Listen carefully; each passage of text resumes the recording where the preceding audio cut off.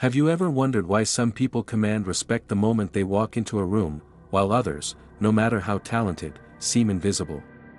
The difference isn't luck. It isn't charisma. It's something far more subtle and far more powerful. In the next 20 minutes, I'm going to reveal 7 microscopic habits that are silently destroying your reputation. These aren't obvious mistakes. You do them every single day without even realizing it. In emails. In meetings. Even when ordering coffee. You think these habits make you look professional, polite, agreeable. But here's the truth nobody wants to tell you: they're making you look weak. And by the end of this video, you'll understand exactly how to eliminate them. So let's dive in. The lie we've all been told. You've been lied to since the day you were born. You were told that if you were polite, the world would be kind to you. You were taught that if you made yourself small, soft, and agreeable, you would be safe. You were trained to believe that nice is a virtue and that accommodating is a strength. But look around you. Look at your life right now. Who gets the promotion? The one who asked for permission or the one who took the lead? Who gets the respect? The one who smiled and agreed or the one who said no without flinching? Here's the brutal reality that your parents, your teachers, and society were too afraid to tell you. Politeness is often just a socially acceptable word for submission. When you're overly polite, you're not being good. You're signaling to every predator, every manipulator, and every competitor in the room that you are prey. You're broadcasting loudly that your needs are secondary, your time is cheap, and your boundaries are negotiable. You think you're keeping the peace. In reality, you're destroying your reputation.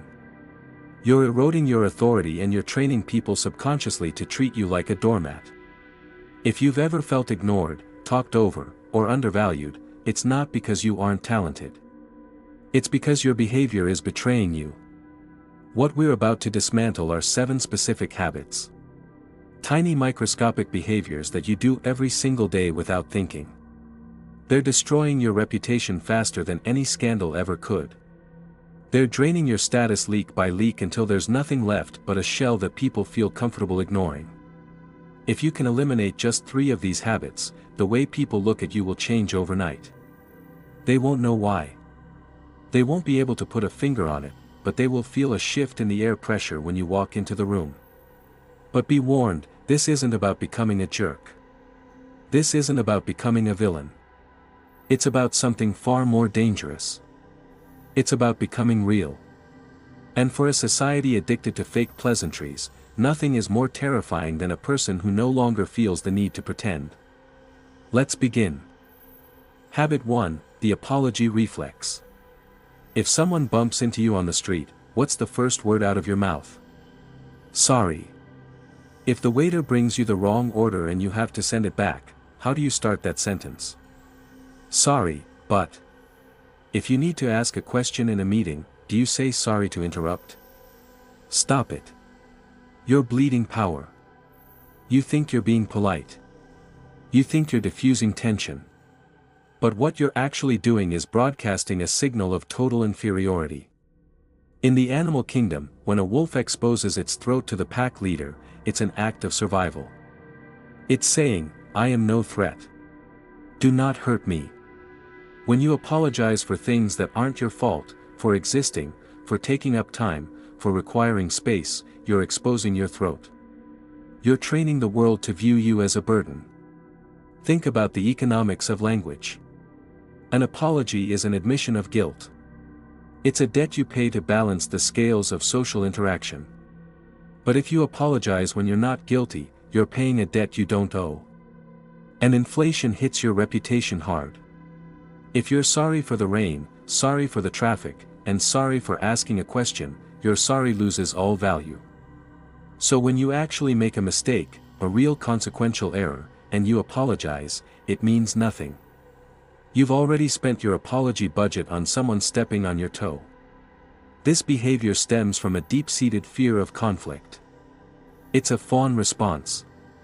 You're trying to preemptively smooth over any potential aggression from the other person by lowering your own status.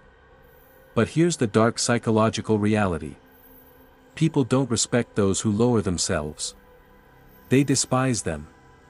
There's a concept in psychology called dominance complementarity. If you act submissive, the other person's brain is wired to instinctively act dominant. By apologizing, you're forcing the other person to look down on you. You're handing them the whip. The fix. Flip the script. Don't apologize for a negative. Thank them for a positive. Instead of saying, "Sorry I'm late," say, "Thank you for your patience." Do you feel the difference? "Sorry I'm late" frames you as a failure who needs forgiveness. "Thank you for your patience" frames you as a person of value worth waiting for, and it frames them as a generous person for waiting. It's a power move wrapped in gratitude. Instead of saying sorry to bother you, say thank you for making time. Stop apologizing for taking up oxygen. The only time you should say sorry is when you've actually harmed someone. For everything else, silence is better than submission. Habit 2, the submission smile. Here's a scenario. Your boss is criticizing you unfairly, or a client is making a rude, out-of-line comment, or someone is cutting you in line. You feel the anger rising in your chest. You feel the injustice. But what is your face doing? You're smiling. A tight, nervous, plastic smile. This is the #1 killer of reputation, and you're likely doing it subconsciously. Why do we smile when we're uncomfortable? Why do we grin when we're being disrespected? It's the fawn response again. In evolutionary psychology, this is a defense mechanism. Primates baring their teeth. When a chimp is terrified of a larger male, it pulls its lips back to show its teeth. It's a grimace of fear. It signals, "I am harmless. I am friendly. Please don't kill me." When you smile while being insulted, you're signaling to the aggressor's reptile brain that you accept their dominance. You're telling them that their bad behavior is acceptable. You're rewarding them for hurting you. Think about how twisted that is. You're training people to treat you poorly by rewarding them with a smile every time they do it. It creates a cognitive dissonance in the viewer. They see your eyes, which are fearful or angry, and your mouth, which is smiling. This makes you look untrustworthy. It makes you look weak. A leader's face matches the situation. Congruence is power. If the situation is serious, your face should be serious. If the situation is disrespectful, your face should be cold. The fix. You must reclaim your face. The next time someone is rude to you or says something out of line, don't smile. Don't get angry. Anger is a reaction, and reaction is weakness. Do the deadpan stare. Relax your facial muscles. Look them directly in the eyes and do nothing. Say nothing. Let the silence stretch out. By removing the emotional reaction, you force the other person to sit in the uncomfortable silence of their own rudeness. You mirror their aggression with a void. You'll see them squirm. They'll stutter. They'll try to fill the silence because they realize their attack didn't land. They expected a nervous smile. You gave them a stone wall. That's the moment the power dynamic shifts. Stop smiling when you aren't happy. It confuses your allies and emboldens your enemies. Habit 3, the oversharing justification. You've been asked to do a favor you don't want to do, or you missed a deadline, or you're declining an invitation. You say no, but you don't stop there. You launch into a monologue. "I can't come because my cat is sick. And then my car broke down. And honestly, I've just been so overwhelmed lately with this project." You're vomiting words. You're overexplaining. In the world of psychology, this is known as the Jade technique. Justify, argue, defend, explain. It's a trauma response. It usually comes from a childhood where no wasn't enough. You had to provide a lawyer-level defense just to have a boundary. But in the adult world of reputation and power, overexplanation is a death sentence. Why? Because he who speaks less wins. When you give someone a list of reasons why you can't do something, you're not being polite. You're handing them ammunition to debate you. If you say, I can't help you move because I don't have a truck, they'll say, oh, I rented one. Now you're trapped. If you say, I can't meet because I'm busy Tuesday, they'll say, how about Wednesday? You've turned a decision into a negotiation. More importantly, over-explaining signals guilt. It signals that you don't believe you have the right to say no. You're asking for their permission to have a boundary. You're submitting your evidence to the jury and hoping they find you innocent. High-status individuals don't do this. A CEO doesn't write a 3-page essay on why they're declining a meeting. They just decline. No is a complete sentence. That doesn't work for me is a complete thought. The fix. Practice the executive no. Give the refusal and at most one vague reason. I can't make it. I have a prior commitment. My schedule is full. And then this is the hardest part. Stop talking. Don't fill the silence that follows. That silence is where your dignity lives. If you feel the urge to explain, recognize it for what it is, anxiety. It's your inner child terrified of rejection. Soothe the child, but let the adult speak. Your reasons are for you. They're not for the jury. Stop acting like you're on trial for living your own life. Habit 4. Does that make sense, trap. You just finished explaining a complex idea. You laid out your plan. You gave your instructions and then you dropped the bomb that destroys everything you just said. Does that make sense? You think you're being considerate. You think you're checking for understanding. You aren't. You're insulting yourself and you're insulting your listener. Let's break down the subtext of this phrase. Subtext A, I am a terrible communicator who cannot string a coherent sentence together, so I need to check if you understood my gibberish. Subtext B, I think you're stupid and might not have the cognitive capacity to grasp my basic concepts. It's a lose-lose situation wrapped in a polite question. Psychologists call this assurance seeking. It's a verbal tick that reveals deep insecurity. You're not asking if the content makes sense. You're asking if you are making sense. You're begging for validation. Imagine a pilot coming over the intercom. Ladies and gentlemen, we're going to experience some turbulence and I'm going to take us to a higher altitude. Does that make sense? You would be terrified. You would grip the armrests and pray. Why? Because a leader assumes clarity. A leader knows what they're saying is coherent because they know what they're talking about. When you ask, does that make sense, you instantly lower your status relative to the listener. You place them in the position of the judge who gets to decide if your words have value. The fix. Delete that phrase from your vocabulary immediately. Assume you made sense. If you genuinely need to check that the other person is following, flip the dynamic from seeking validation to inviting collaboration. Instead of, does that make sense, ask, what are your thoughts? How does that sound to you? Do you have any questions? See the difference. Does that make sense asks, am I okay? What are your thoughts asks, are you with me? It keeps you in the driver's seat. It treats the other person as a peer, not a confused student. And it treats you as an authority, not a nervous amateur. Trust your voice. If they didn't understand, let them take the responsibility to ask. Habit 5, the yes addiction. We live in a culture that glorifies the yes man. The person who's always available, always down, always ready to help. You think being the go-to person makes you indispensable. Actually, it makes you invisible. It's basic economics. Supply and demand.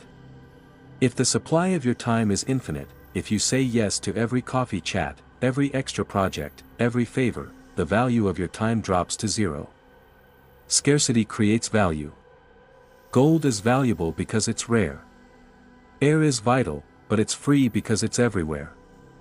You've become air. Necessary perhaps but taken completely for granted. Psychologists call this pathological agreeableness. It stems from a fear of abandonment. You believe that if you say no, people will stop liking you. You believe your utility is the only reason people keep you around. So you become a resource to be mined. And the dark reality is that this breeds hidden resentment. You say yes with your mouth, but your soul screams no. That cognitive dissonance rots you from the inside out. You become bitter. You become passive-aggressive. And people can smell that fake enthusiasm from miles away. Even worse, humans respect boundaries more than they respect compliance. Think about the people you respect most. Are they the ones who bend over backward for everyone, or are they the ones who have a clear mission and protect their time fiercely? The person who says, "I can't do that right now. I'm focused on X," is viewed as a high-value professional with priorities. The person who says sure to everything is viewed as a pushover with no direction. You teach people how to treat you. If you never say no, you're teaching them that your needs don't exist. You're teaching them that you're an NPC, a non-player character in their video game just waiting around to facilitate their quest. The fix. You must manufacture scarcity. Even if you're free, don't always be available. Pause before you agree. Check your internal compass. Let me check my schedule and get back to you. That phrase alone buys you power. It signals that your time is accounted for, that your life has structure. Start saying no to the small things so you have the energy to say yes to the big things. Stop setting yourself on fire just to keep other people warm. They won't mourn your ashes.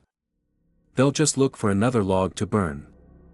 Habit 6, the just virus. Let's look at your inbox. Let's look at your text messages. Search for the word just. I just wanted to check in. I just have a little question. I'm just following up. This tiny 4-letter word is the most destructive virus in the English language. It's the verbal equivalent of walking into a room with a "kick me" sign taped to your forehead. Why do we use it? We use it to soften the blow. We use it to make ourselves smaller so we don't appear aggressive. I just wanted to ask translates psychologically to "I know my existence is an annoyance to you, so I'm going to minimize my request to the absolute microscopic level so you don't get mad at me." This is what linguists call hedging. It's a protective shield used by people who are terrified of their own authority.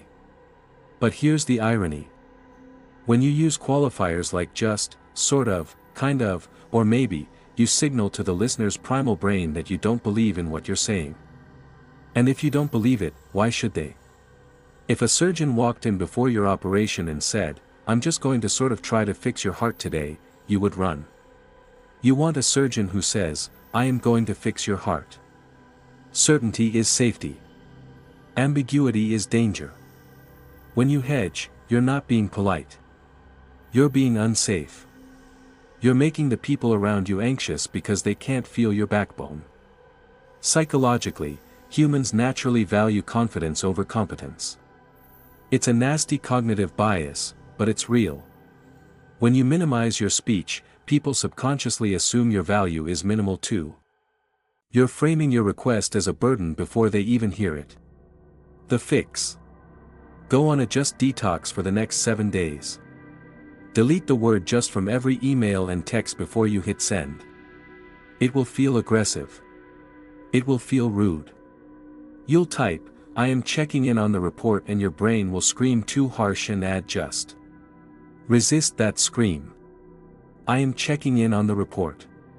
It's not rude. It's clear. I have a question. It's not demanding. It's a statement of fact. Leaders don't just want a moment. They take it because they know they matter. Stop apologizing for your own intent. Habit 7, the self-roast ritual. This is the final nail in the coffin, and it's the one you think makes you charming. You make fun of yourself. "Oh, I'm such a disaster today. I'm terrible at math, don't ask me. I'm a total mess." You think self-deprecation makes you sound humble. You think it makes you relatable, approachable, one of the guys. Wrong. It makes you look like a liability. There are two dark psychological mechanisms at play here. First is confirmation bias. The human brain is lazy. It doesn't want to do the hard work of evaluating you from scratch every day. It looks for shortcuts. When you tell people, "I am disorganized," you're giving them the label to slap onto your file.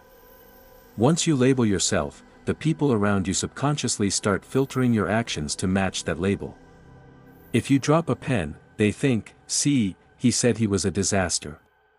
If you do something great, they ignore it because it doesn't fit the label. You're actively marketing your own incompetence. Stop doing the opposition's research for them. The second mechanism is forced emotional labor. This is the part that's actually rude. When you insult yourself, "I look so ugly today," you force the listener into an awkward social contract. Social norms dictate that they have to disagree with you. They have to say, "No, no, you look great. You aren't being modest." You're fishing for validation. You're trapping your friends and colleagues in a script where they have to perform unpaid emotional labor to fix your insecurity. It's exhausting to be around someone who constantly trashes themselves. Eventually, they'll stop arguing with you. Eventually, when you say, "I'm a mess," they'll just nod. And that's the day your reputation dies. The fix. Kill the self-roast. If you make a mistake, own it, fix it, and move on. Don't turn it into a character trait. "I made an error on the spreadsheet. Here's the corrected version." Not "I'm so stupid, I always mess up numbers." Separate the behavior from the identity. And if you want to be humble by highlighting others, not by debasing yourself. True humility isn't thinking less of yourself. It's thinking of yourself less. The shadow self. So why do we do this? Why do we apologize, smile, hedge, and roast ourselves into oblivion? Because we're terrified of our own shadow. Carl Jung, the Swiss psychiatrist, taught that every human being has a shadow. The part of the psyche that contains our aggression, our power, our selfishness, and our capacity for danger. From a young age, you were taught that your shadow was bad. You were taught that anger is bad, that selfishness is bad, that disagreement is bad. So you repressed it. You cut off 50% of your psyche and locked it in the basement. You became the nice person. But here's the profound, uncomfortable truth that no self-help book will tell you. You cannot be a good person if you're not capable of being a dangerous person. If you're harmless, if you're incapable of saying no, incapable of conflict, incapable of defending yourself, you're not virtuous. You're just weak. A rabbit isn't virtuous because it doesn't eat the wolf. It can't eat the wolf. True virtue, true power comes from having the capacity for mayhem, the capacity for aggression, the capacity to be rude if necessary, and then keeping that power under voluntary control. That's what it means to be a gentle man or a gentle woman. You have to have the power to be gentle with, otherwise you're not gentle. You're just broken. The habits we discussed today, the smiling, the apologizing, the self-deprecation, these are the behaviors of a person who has rejected their own shadow. You're trying to prove to the world, "Look, I am harmless. I am nice. Please love me." And the world looks at you with contempt. Because the world knows that a person who cannot protect themselves cannot protect anyone else. When you stop these habits, you're not becoming a villain. You're integrating your shadow. You're showing your teeth just for a second, not to bite, but to remind people that you could. And in that flash of teeth, people see that you're whole. They see that you have boundaries. They see that you respect yourself. And because you respect yourself, they will respect you. This isn't an overnight fix. Tomorrow, you'll feel the urge to apologize. You'll feel the urge to say just. You'll feel the urge to smile when you're angry. It's a biological addiction to submission. But now you have the awareness. Now you can see the code. Every time you catch yourself doing it, you have a choice. Do you want to be the prey or do you want to be the architect of your own reality? The next time you walk into a room, try it. Hold the eye contact a second longer. Drop the just. Accept the compliment with a simple thank you. Feel the tension in the air. That tension isn't something to fear. That tension is the weight of your new reputation settling into place. Remember, these 7 habits, the apology reflex, the submission smile, the oversharing justification, the does that make sense trap, the yes addiction, the just virus, and the self-roast ritual, they've been holding you back for years. But not anymore. You now have the tools to reclaim your power, to command respect, and to build the reputation you deserve. If this video opened your eyes, if you felt something shift inside you while watching, then you're ready for the transformation. This is just the beginning. Start implementing these changes today. Notice when you slip into old patterns. Catch yourself. Correct yourself. And watch as the world around you begins to respond differently. Welcome to the other side. The side where you're no longer invisible. The side where your voice carries weight. The side where you walk into a room and people take notice. Not because you're loud or aggressive, but because you're real. You're whole. You're integrated. And that, my friend, is true power. Thank you for watching. Now go out there and show the world who you really are.